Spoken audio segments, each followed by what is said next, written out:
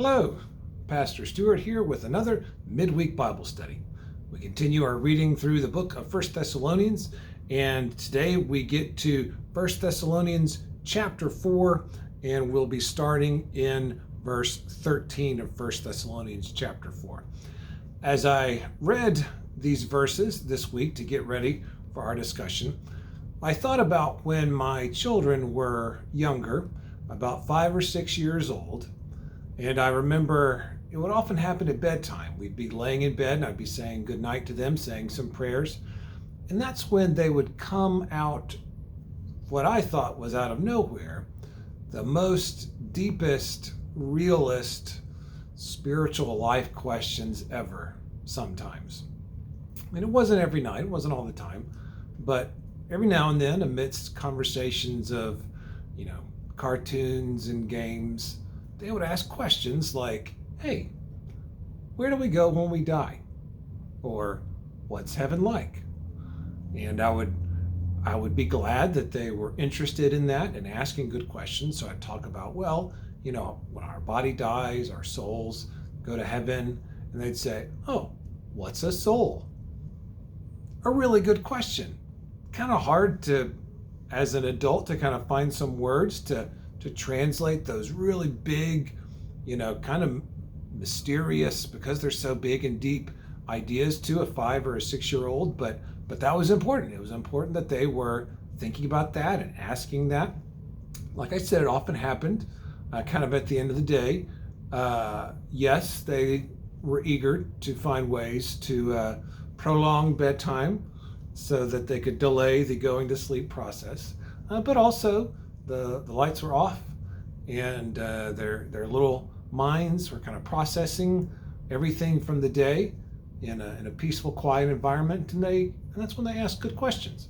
And a lot of times those would happen after they had been maybe to a funeral of a family member, like if one of their great grandparents, like when they passed away.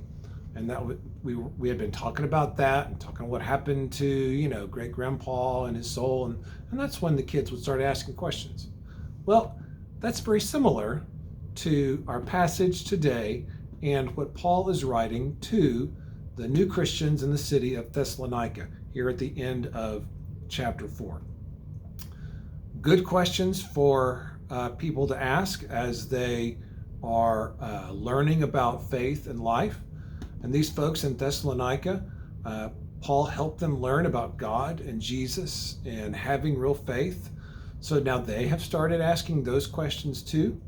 And just as a death in our family kind of would spark those good questions among my kids, it seems that there in Thessalonica, they've had some deaths in their church family that sparked them asking these good questions. So Paul wants to address them.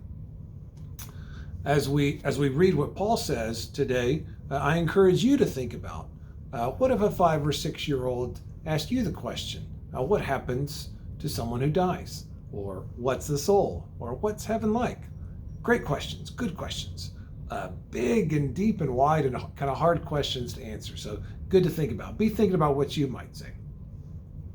To address the Thessalonians' questions, Paul talks about what will happen not just when people die normally, but also at the end of all life as we know it. And we can toss out a vocab word for the week. It is eschatology, E-S-C-H-A-T-ology. It is the study of the last things, a discussion about the end of time, eschatology. Now, it is true, just scientifically, that our sun is about halfway through its lifespan of 10 billion years. That's about how long a star like ours lasts, and it's been going about 4.5 billion. So it's in its midlife stages. Maybe in another 500 million years it'll be over the hill, but it's still got another 5.5 billion years or so of life left. After which it will burn itself up and will then burn away all life on our planet.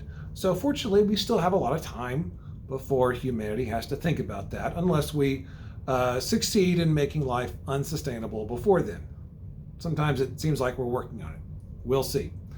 We've got, like I said, about 5.5 billion years before that happens. But Paul, it seems to have a little different schedule when he is kind of assuming the end might come. He considers the current age that he's living in as bad and the next age good.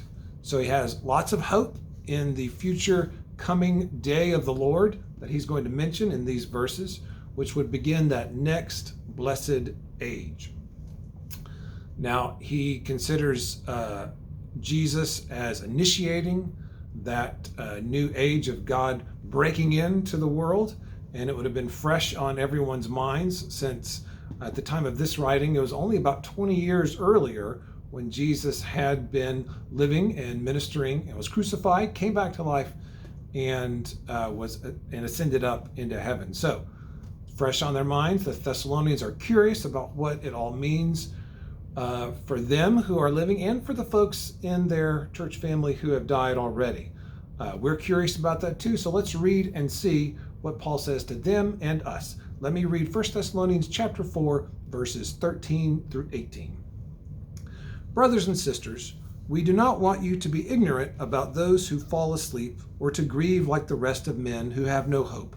We believe that Jesus died and rose again, and so we believe that God will bring with Jesus those who have fallen asleep in him. According to the Lord's own word, we tell you that we who are still alive, who are left till the coming of the Lord, will certainly not precede those who have fallen asleep. For the Lord himself will come down from heaven with a loud command, with the voice of the archangel, and with the trumpet call of God, and the dead in Christ will rise first. After that, we who are still alive and are left will be caught up together with them in the clouds to meet the Lord in the air, and so we will be with the Lord forever. Therefore, encourage each other with these words. So basically, Paul is telling the Thessalonians, don't worry, the folks who have died already will still go up to heaven. And he says they will actually get there before the folks who are still alive at this point. Back then, they all assumed that Jesus would return a little sooner than later, and they were thinking probably in their lifetimes, Jesus would come back and then they'd all be just like scooped up and brought up into heaven. But what if somebody dies before that happens? Would they still be taken up into heaven if they were dead? And would it just be a dead body? They were confused, and so they're asking those good questions. So Paul says, yes, those folks would still be taken up to heaven when Jesus comes back. If anyone has died already, their souls would be gathered up first. Afterwards, anyone who is still alive would be gathered up and taken into heaven. That's the order that Paul gives in these verses. And then he wants the Thessalonians to encourage each other with the words of verses 13 through 17, which is very interesting to think about. Some of them there in Thessalonica must have been worried or sad and depressed if they had just lost loved ones and they were trying to make sense of this new faith in God and Jesus that they had developed. Like, what does death mean now that they are now new Christians? So Paul wants everyone to be encouraged, and he's saying it's going to be okay. Sad now, but it's going to be okay, he says, because we will all be reunited together with the Lord one day. And you might have noticed that he talks about people who have fallen asleep, is the phrase that he uses for those who have died, which is an interesting way to describe it.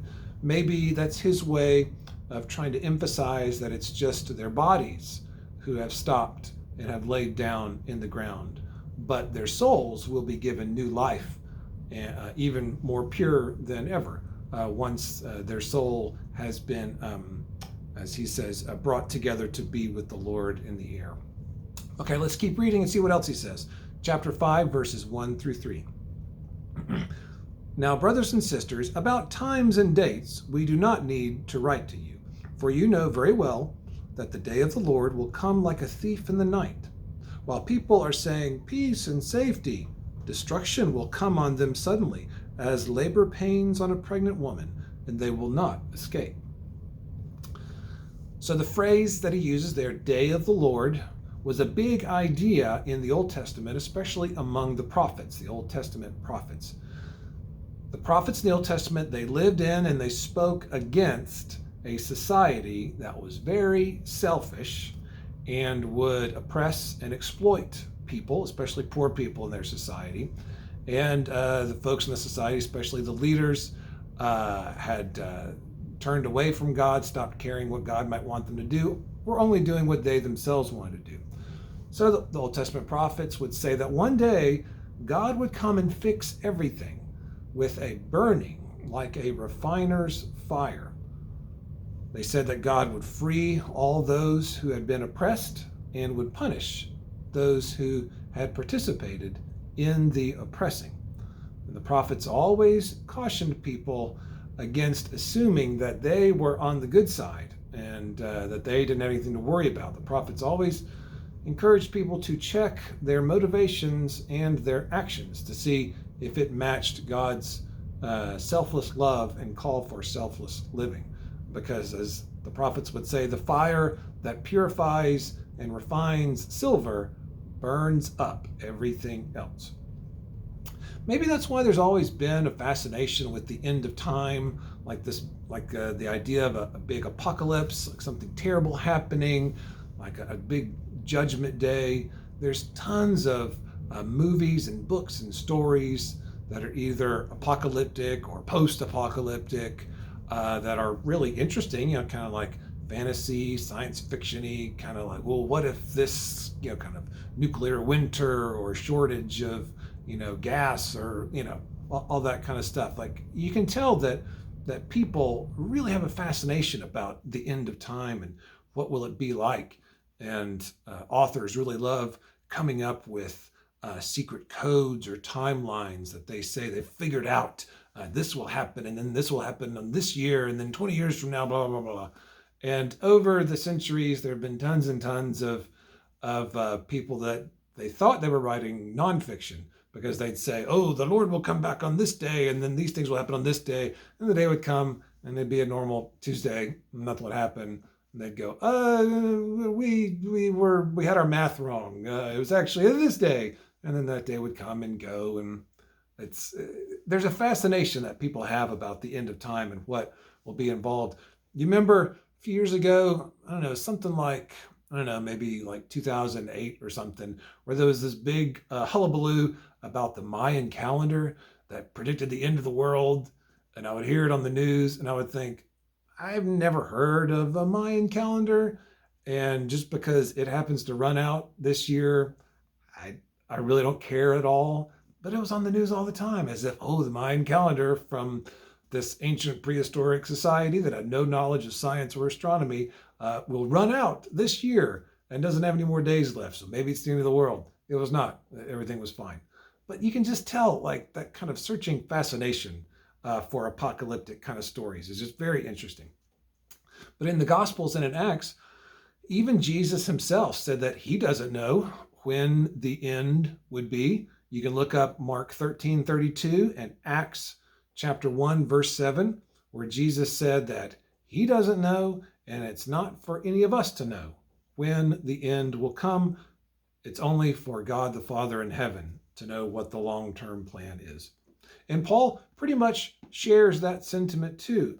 In his thinking and in these verses, he doesn't want folks to stress about dates or times, what timetable or calendar the end might happen on. It'll happen when it happens. The end of our lives individually or as an earth, they will happen when they happen. Again, Paul did assume, he had the thinking that Jesus would come back a little sooner than later and probably within his lifetime. But nevertheless, he says, you're not going to know what date it is, so just live your life. It'll happen when it happens. It seems like the Thessalonians were hearing two different extremes of opinions. Some people were saying, this day, this time, this is when it'll happen, while others were more relaxed, and they, as Paul put it, other people are saying peace and safety, nothing to worry about, it's fine, everything's fine, no worries. That was in verse 3, chapter 5. And I would say definitely neither extreme is the best to have, but we can take some of the thinking from both of them And if we have a little more balanced mindset, then I think it'll really help us. So from the one mindset of thinking, instead of freaking out that there's like this time on this day the end is nigh kind of thing, we can acknowledge, hey, like we don't know how much time we have, and we should be motivated to make the best of the time that we have been given. Like the whole carpe diem, seize the day kind of idea. Make the most of your day. Don't waste your days. Every day of your life is a gift, so don't waste it. Be motivated to make the most of your days.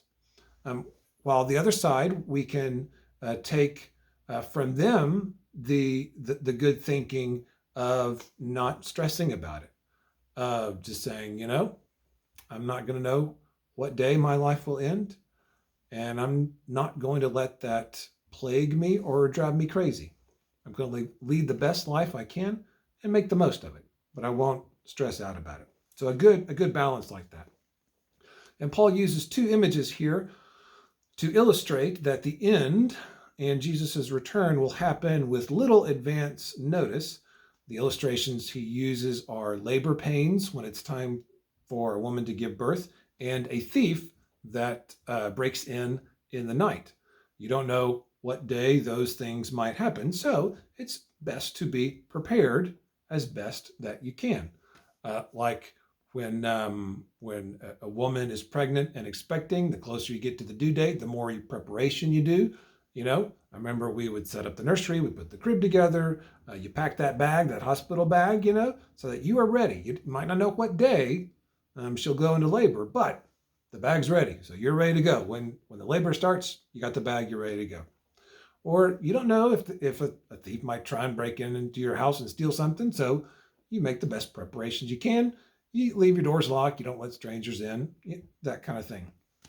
So that illustration applies to our living and our lives. We don't know how much time we have left on this earth.